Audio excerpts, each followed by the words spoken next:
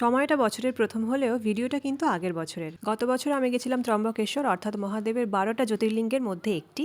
তাই ভাবলাম আগের বছর যেহেতু তোমাদের সাথে এটা শেয়ার করা হয়নি, তাই এই নতুন বছরটা মহাদেবের আশীর্বাদ দিয়ে শুরু করা যাক। আমাদের ট্রেন ছিল Mumbai CSMT weekly super fast express. নামটা সুপার ফাস্ট ঠিকই, কিন্তু খুবই লেট ছিল ট্রেনটা। একে তো ট্রেনে থাকতে হবে 28 ঘন্টা, তার উপর আবার এত লেট। সারাদিনটা কি সুন্দর জানলার ধারে বসে বাইরের দৃশ্য দেখতে দেখতে সময় কেটে যায়, কিন্তু রাত্রেবেলাটা খুব কষ্টকর। যারা আবার শুলেই ঘুমিয়ে পড়ে তাদের তো কোনো ব্যাপারই না, যাদের এটা হয় না তাদেরই যত প্রবলেম। তো যাই হোক, আমরা ফাইনালি 2 রাত একদিন কাটিয়ে মহাদেবের নাম করতে করতে সেফলি নাসিকে পৌঁছে গেছিলাম। যখন আমরা স্টেশনে পৌঁছালাম তখন প্রায় রাত 2:30। রাতের শহর দেখতে তো খুব ভালোই লাগে। সকালে যখন বাইরেটা দেখি তখন খুব ভালো লাগছিল। দেখি যেরকম ছোট ছোট পাহাড়ে ভর্তি একটা জায়গা। বলা হয়ে থাকে মহাদেবের ডাক না আসলে ওনার জায়গায় যাওয়া যায় না। এটা খুবই সত্যি একটা কথা, এটা আমার সাথেও ঘটেছে আর আমি এটা খুব স্ট্রংলি বিলিভও করি। সকাল হতেই আমরা পূজা দেওয়ার উদ্দেশ্যে বেরিয়ে গেলাম ত্রম্বকেশ্বর মন্দিরের দিকে। তবে এখানে আমার সব থেকে বেশি ভালো লাগলো যেটা এই বসার সিটগুলো। যখন মানুষ লাইনে দাঁড়িয়ে ক্লান্ত হয়ে যাবে তখন এই সিটে বসে পড়বে। মানুষের সুবিধার জন্য এরকম রেলিংয়ের সাথে সিটগুলো অ্যাটাচ করা আছে,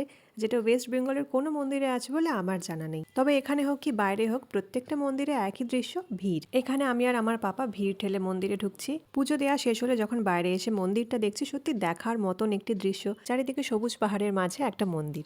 এই জায়গায় দাঁড়িয়ে নিজেকে খুবই ব্লেসড মনে হচ্ছিল যে ফাইনালি আমি কোনো একটা জ্যোতির্লিঙ্গের স্থানে এসেছি। আমি আমার একটা উইশ তোমাদের জানিয়ে দিই, আমি আমার লাইফে 12টি জ্যোতির্লিঙ্গ দর্শন করতে চাই। একটি হয়ে গেল, বাকি 11টা এখনো বাকি আছে। মহাদেবের ইচ্ছা থাকলে ওগুলো নিশ্চয়ই হয়ে যাবে। বাইরে এসে কিছু ফল খেয়ে আমরা করেছিলাম তারপর লাঞ্চে আমি নিয়েছিলাম একটা ধোসা। ত্রম্বকেশ্বর থেকে আমরা সেদিনই বেরিয়ে গেছিলাম শিরডির উদ্দেশ্যে, সাই বাবা শিরডি। আমরা এখানে ছিলাম সাই ভক্ত নিবাসে, যেটা ওখানকার ট্রাস্টের দ্বারা চলে। শিরডি মন্দিরে কোনো রকমই ফোন নিয়ে ঢোকে অ্যালাউড না বলে সেখানকার আমি কোনো ভিডিওই ক্যাপচার করতে পারিনি। নাসিক থেকে শিরডি প্রায় 2.5-3 ঘন্টার রাস্তা। সেদিন আর কোথাওই যাওয়া হয়নি। তবে সেদিন আমি ডিনারে খেয়েছিলাম খুব সুন্দর একটা ছোলে বাটুরে, যেটা টেস্টটা আমার আজীবন মনে থাকবে। পরের দিন সকালে আমরা গেছিলাম শনি সিংনাপুর, অর্থাৎ শনিদেবের জায়গা। তোমরা যদি জেনে থাকো তো জানবে, শনি সিংনাপুর হলো এমনই একটা জায়গা যেখানে প্রত্যেকটা দোকানে বা বাড়িতে শাটার নেই, কোনো দরজা নেই, আর দরজা থাকলেও সেখানে কিন্তু তালা পড়ে না। কারণ এটা বিশ্বাস করা হয় যে যদি কোনো চোর চুরি করে তাকে শাস্তি দেবেন স্বয়ং শনিদেব।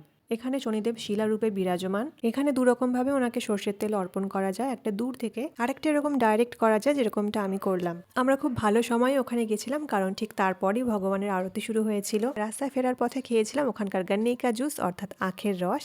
এভাবেই আমাদের 3টে দিন কিভাবে কেটে যায়। এবার বাড়ি ফেরার পালা। আমাদের ফেরাটা ছিল ফ্লাইটে। নাসিক টু কলকাতা পর্যন্ত ফ্লাইটটা ছিল ঠিকই, কিন্তু ওটা ডাইরেক্ট ছিল না, ওটা ইন্দোর ভায়া হয়েছিল। অর্থাৎ নাসিক টু ইন্দোর একটা ফ্লাইট, আর ইন্দোর থেকে কলকাতা পর্যন্ত সেকেন্ড ফ্লাইট। যদিও বা এটা আমার লাইফের ফার্স্ট ফ্লাইট ছিল। সবই ভগবানের ইচ্ছা। ভিডিওটা এখানেই শেষ করছি। দেখা হচ্ছে তোমাদের সাথে নেক্সট ভিডিওতে। টাটা।